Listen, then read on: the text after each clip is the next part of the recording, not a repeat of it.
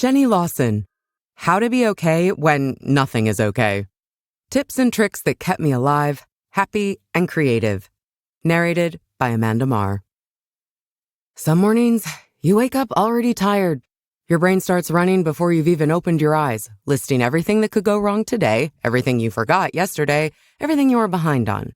You lie there for a minute just trying to gather enough fight to sit up, and that alone takes more out of you than most people spend on a full day of work. But the world keeps asking you to show up and keep producing, keep working.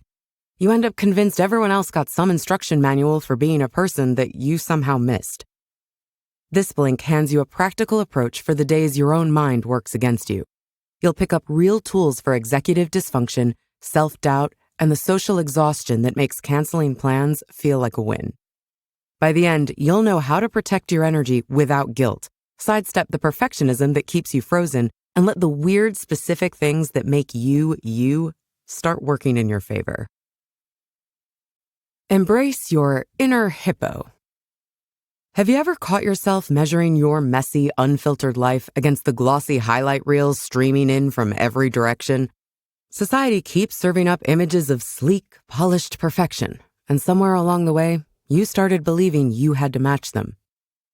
You might feel pressured to show up like a lion, noble, fierce, always poised to conquer the savannah. That whole aesthetic is exhausting and honestly pretty pointless. There's a far more useful model for self-acceptance waiting for you in a completely unexpected place. The hippopotamus. Hippos look like gigantic, goofy water babies enjoying a long soak in the river. They seem clumsy, slow, even a little dopey. Their enormous weight actually prevents them from swimming properly.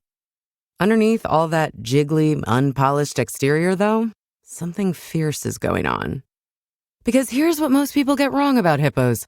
They kill over 500 humans each year, making them far deadlier than the majestic lions everyone puts on a pedestal. They keep that cumbersome appearance, sure, but on land, they can outrun you without breaking a sweat. Their hidden strength and rage are almost always wildly underestimated. You carry that same concealed capacity inside you. Real internal strength has nothing to do with looking the part. In a sea of wannabe lions, you have full permission to embrace your inner hippo, quirks and all, moving through the world with the quiet confidence of a creature that has nothing to prove to anyone. So what happens once you accept that your unpolished nature holds real power? You can start turning your actual flaws into assets. Imperfections open up surprising creative possibilities if you let them. Take this scenario. You're opening a physical retail space with zero budget for renovations, and you're staring up at a huge, ugly water stain on the ceiling. Most people would panic or pretend it isn't there. You could get creative. Buy an enormous sticker of the white rabbit from Alice in Wonderland peering down through a hole. Stick that rabbit right over the worst of the damage. Suddenly, the whole room changes. The remaining water ripples play into the illusion, making it feel like everyone just tumbled down the rabbit hole into Wonderland. A glaring flaw becomes a treasured piece of magic. You find yourself pointing out the water damage to strangers because you love the bizarre scene it created. The same move works in your own life. Finding ways to genuinely adore your flaws is where real magic lives. Highlight the things that make you strange or damaged. Decorate them. Let them become the most fascinating parts of your story. Embracing your flaws as magic. As time goes on, you learn to accept your unpolished exterior and treat your flaws as something closer to magic. That shift in mindset only works, though, if you also quiet the internal alarms that keep pulling your attention away. Much of what gets labeled as mental dread turns out to be something far more ordinary, a basic physiological deficit your brain has dressed up in catastrophic language. That creeping sensation right before an anxiety attack feels enormous, yet a lot of its force can be softened by tending to your physical baseline first. Take dehydration, which has clear links to anxiety, depressed mood, and foggy thinking. A cool glass of water offers a quick physiological reset, and you want that steady baseline in place before layering on anything volatile like coffee or tea. Blood sugar works along similar lines. Once yours drops, your body floods you with adrenaline, leaving you sweaty, shaky, and wired. Those sensations map almost perfectly onto a panic attack and can easily set one off. Keeping hard sweets in your pocket gives you a fast, mechanical fix. The sugar steadies your levels and shuts down that adrenaline surge before the spiral can really take hold. From there, you can start dismantling the physical machinery of panic by releasing the muscle groups where tension tends to collect. Most people carry a surprising amount of stress in the jaw, neck, and shoulders. Letting those areas soften signals safety to the rest of your body. Try pressing the tip of your tongue to the roof of your mouth, which loosens your jaw almost instantly. Then drop your shoulders and let the clenched muscles go slack. When anxiety does climb higher, being told to just breathe can feel maddening. Breathing happens on its own, even in sleep, so the instruction sounds almost insulting. The real trouble is that panicked, shallow breathing restricts your diaphragm, which intensifies that terrifying shortness of breath and pulls you deeper in. Belly breathing offers a reliable way out. Place one hand on your stomach.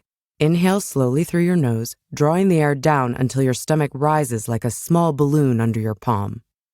Hold for a beat, then exhale over several seconds, feeling the balloon deflate. That deliberate motion coaxes your diaphragm back into proper movement. Finding the rhythm that fits your lungs takes a bit of practice, yet the mechanical rise and fall of your belly short-circuits the shallow breathing trap. Tend to hydration, blood sugar, muscle tension, and diaphragmatic movement, and you build a sturdy line of defense against the overwhelming pull of anxiety. Protecting your finite energy. Once you've calmed the physical alarm bells ringing through your body, a fresh problem arrives at your doorstep. The mental energy you just fought so hard to secure needs fierce guarding. So it's helpful to picture your daily reserves as a small pile of physical spoons resting in your palm each morning. You wake up with a fixed count, and every single activity on your schedule will claim one of them. A shower takes a spoon. The commute takes another. Wake up holding 4 spoons with 5 obligations stacked on your calendar, and something has to be cut loose. Grasping this hard limit matters enormously, since trying to borrow from today's supply demands a brutal physical and mental repayment the next day. Your spoons vanish at alarming speed whenever you mindlessly follow rules society invented for you. Take daylight saving time as the perfect example. Whole countries reset their clocks twice a year, sacrificing sleep and scrambling their internal rhythms, all because someone 100 years ago made that call. Productivity standards are made-up constructs, which gives you full permission to rewrite them around your actual capacity. Say the idea of sitting through an in-person meeting sends you into a tailspin before you've even grabbed your keys. Count the real energy tax. You're burning spoons on picking an outfit, battling traffic, hunting parking, and performing a version of yourself palatable to strangers. Asking to switch to a video call costs nothing. Easy mode still counts as showing up, and the work you produce from your own desk carries the exact same weight. Guarding your reserves sometimes means ditching polite customs that quietly bleed you dry. Look at the standard ritual of leaving a party. You hunt down the host, find every acquaintance for a goodbye, then suffer through loops of small talk just to reach the door. The Irish goodbye skips all of it. You slip out the moment your battery hits empty, 0 farewells required. Researchers actually measured the time people pour into departure rituals, and ghosting gracefully can win back 2 full days a year. That same unapologetic instinct works beautifully for invitations you dread. Most people pleasers spiral into crafting the ideal airtight excuse, burning hours of worry on something they'll cancel anyway. You hold the right to decline flat out, no explanation attached. When writer E.B. White got an invitation from President Eisenhower to join a national committee, his reply was gorgeously brief. He said he had to decline for secret reasons. You owe nobody a full inventory of your mental bandwidth.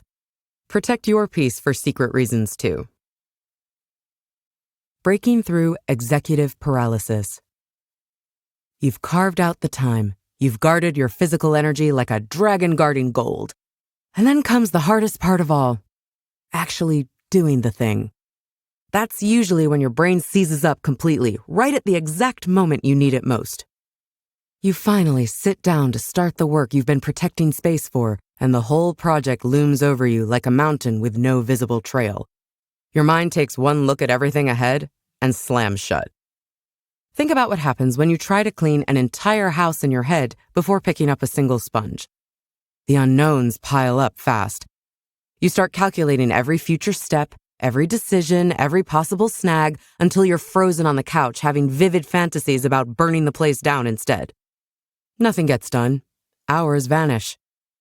The way out of this gridlock is what you can call the telescope method, which deliberately cuts off your peripheral vision. It works by picturing yourself standing in a field at night, trying to take in the entire sky at once. Your eyes have nowhere to land. The vastness swallows any attempt at focus.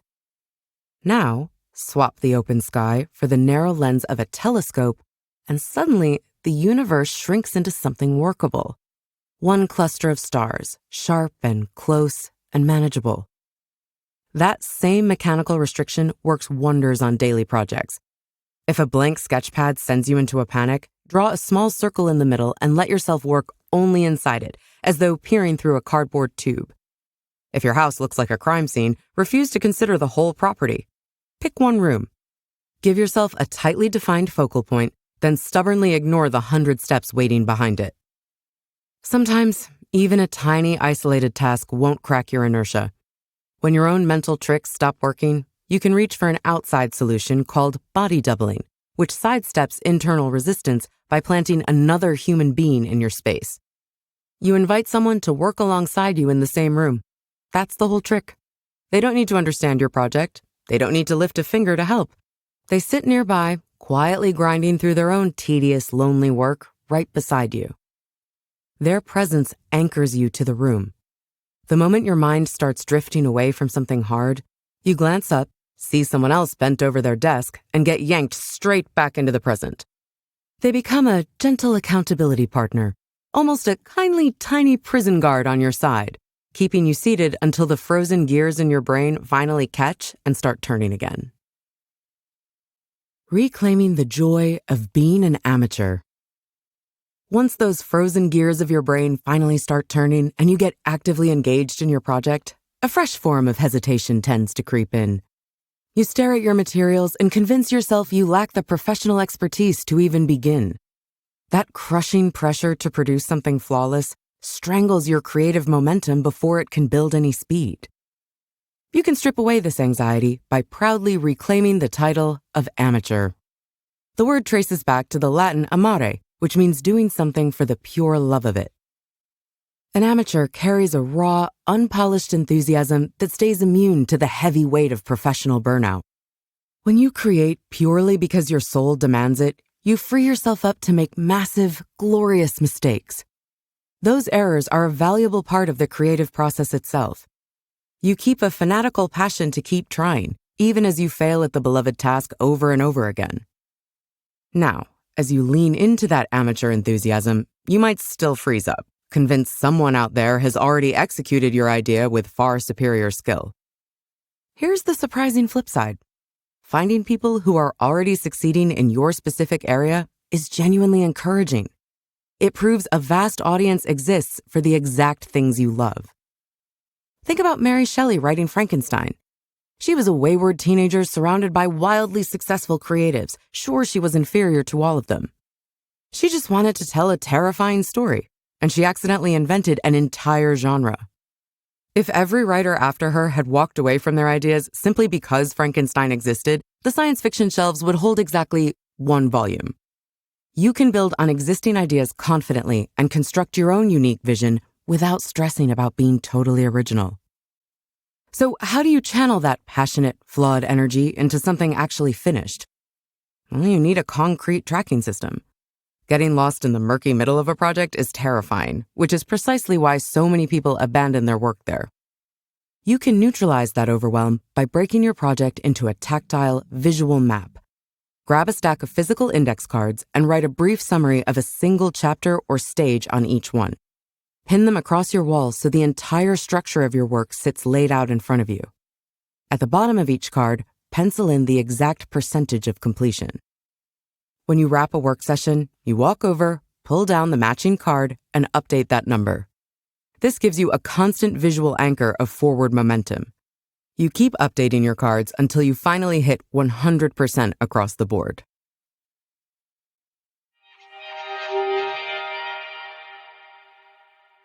In this Blink to How to Be Okay When Nothing is Okay by Jenny Lawson, you've learned that surviving your own mind calls for a mix of radical self-acceptance, fiercely guarded energy, and a willingness to embrace the messy, unpolished truth of your unique existence. Looking after your mental health and creativity comes down to a handful of highly actionable moves. You set firm boundaries to protect your finite energy, and you decline draining obligations without apologizing for it. When anxiety hits, you calm your physical body first by hydrating, resting, and breathing properly, which stops the mental spiral in its tracks. And beating creative paralysis means tricking your brain into moving forward, whether by isolating tiny tasks or giving yourself full permission to create terribly flawed art. Finding joy works as an active, daily rebellion against the darkness. You track your small victories, lean into your weirdness, and deliberately curate an environment that nurtures peace. You already hold the capacity to move through life's absurdities with humor and resilience. Okay, and that is it for this Blink. We hope you enjoyed it. And if you can, please take the time to leave us a rating because we always appreciate your feedback. All right, I'll see you in the next Blink.